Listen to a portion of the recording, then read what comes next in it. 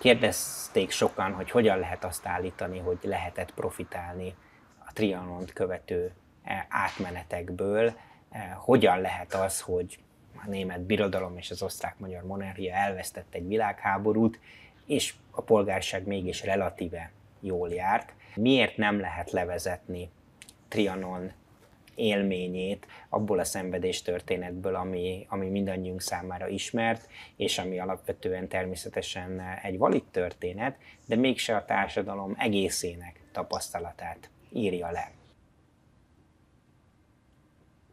A könyv a 19. század utolsó harmadától, a kiegyezéstől 1920-as évek végéig, de bizonyos értelemben a második világháború végéig követi végig 5 család történetén keresztül Közép-Európa történetét. Talán először egy ilyen közép-európai keretben tálalja az első világháború történetét magyarul ez a monográfia, ami egyébként a Capitalism in Chaos, tehát Kapitalizmus káoszban című angol munkának a részben átdolgozott magyar változata. 1918-tól az 1920-as évek elejéig leginkább egy kaotikus átmenetként jellemezhetjük Kelet-Közép-Európa történelmét, ami nem csak szenvedést okoz, a birodalmak, vagy akár a történeti Magyarország felbomlását, hanem nagyon sok lehetőséget is tartogat magában, hogy az elvesztett világháború, illetve a trianoni átrendeződés ellenére a magyar polgárság nagy sikerrel őrizte meg befolyását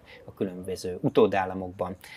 Azt állítja, hogy ez nem pusztán a leggazdagabbak kiváltsága, hanem a polgárság széles rétegei, de lényegében a hivatalnokok egy részére, a munkásságra és a parasztságra is igaz tétel, tehát nem biztos, hogy 1918-at vagy 1920-at törésként kell értelmeznünk a magyar történelem szempontjából. Az sem biztos, hogy Kelet-Európa mindig a történelem vesztes oldalán állt. A könyv azt állítja, hogy legalábbis az első világháború időszakában sokkal jobb helyzetben voltak, akár még a korábban alulfejlett, iparilag alulfejlett Erdély gyárosai is, hisz nagyon sok befektetés érkezett a régióba. Eredeti és tovább gondol tendenciákat, de nagyon jól beleillik egy új hullámba is, és ami számomra a legfontosabb, ugye az elején azzal kezdett, hogy nagyon sokáig a Kelet- és Nyugat-Európa közötti összehasonlítások egyszerűen nem léteztek. Ez többek között a hidegháborúnak is az öröksége. Az első világháború gazdasági következményei általában messze nem olyanok, mint azt egyébként Keynes alapján és egy picit a magyar Trianonhoz kötődő diskurzus alapján szoktuk gondolni. Tehát ez egy nagyon fontos része. És az állításod, amit itt félig már ki is fejtettél, az, hogy tulajdonképpen az erdélyi részben magyar, részben zsidó, részben szász üzleti elit tulajdonképpen enyhébb elbánásban részesült a királyi Romániában, mint az elzászi német ipari pénzügyi elit Franciaországban. Itt nem arról van szó, hogy elvtelenek lettek volna az Erdélybe maradó kisebbségek, hanem a lojalitás az nem feltétlenül a nemzethez volt meg, hanem akár egy családi vállalkozáshoz, a családhoz, egy városhoz.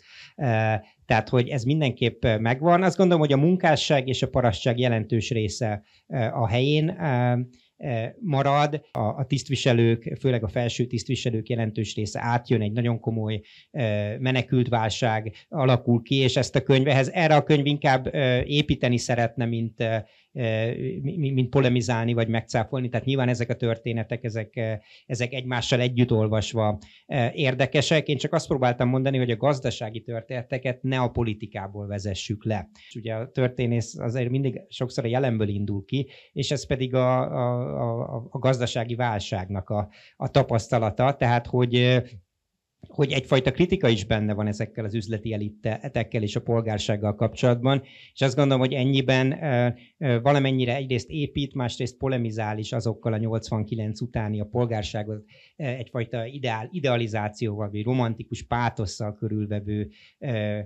felfogással.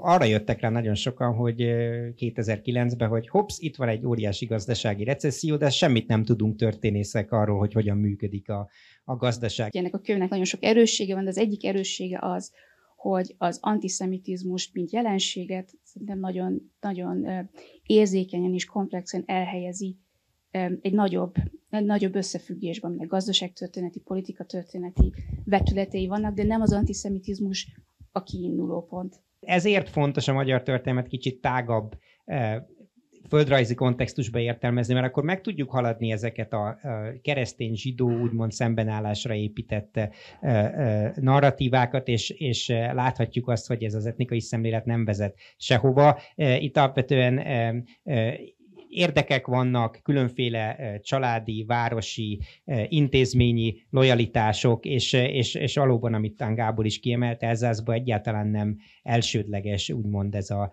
zsidó kérdésnek nevezett problematika. A háború profit Trianon családok történetei köré szerveződik, naplók, levelezések, fotók, vagy akár a szakirodalom tükrében elemzi nem csak a családok, hanem tágabb értelemben a magyar társadalom történetét is. Azt gondolom, hogy a magyar történelem minimális ismeretével ez egy fogyasztható és olvasható történelem mindenkinek. Egy provokatív történelem, mely talán szembe megy azokkal a olvasmányélményekkel, amik az első világháborúhoz vagy akár Trianonhoz kapcsolódnak. Az volt az egyik célom, hogy családoknak, akár nem ismert szereplőknek, vidéki, vagy akár adott esetben nem is a mai Magyarországon élő szereplőknek, például kolozsvári tímároknak a történetei is bekerüljenek azokba a narratívákba, amit a 20. század első felével kapcsolatban ismerünk.